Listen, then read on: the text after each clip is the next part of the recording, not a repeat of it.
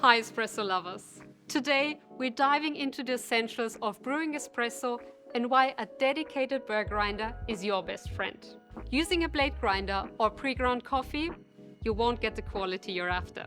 Espresso is brewed under high pressure, so having a burr grinder that can grind finely and evenly is a must for a delicious, evenly extracted shot of espresso. Step 1. Get your grinder ready. Out of the box, your grinder may not be set perfectly for your specific needs. You'll need to make some adjustments to the grind size. Keep the grinder running and make small tweaks towards a finer grind until the coffee grounds resemble a fine powder and start sticking together when pressed. Step 2. Pull a test shot. Brew a test shot and check the flow rate. We're looking for our shot of espresso to double in weight and finish in about 25 to 35 seconds. If it's too fast or too slow, adjust the grinder collar. Even small collar adjustments can make a big difference in grind size. So make small tweaks, 3 to 4 clicks at a time. Step 3. Adjust for different beans.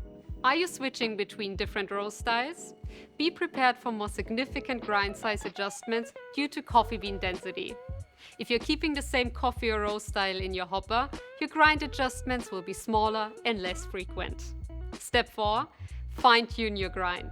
As you dial in your espresso and make finer adjustments, you'll need a grinder that excels in precision. Thanks for watching and happy brewing!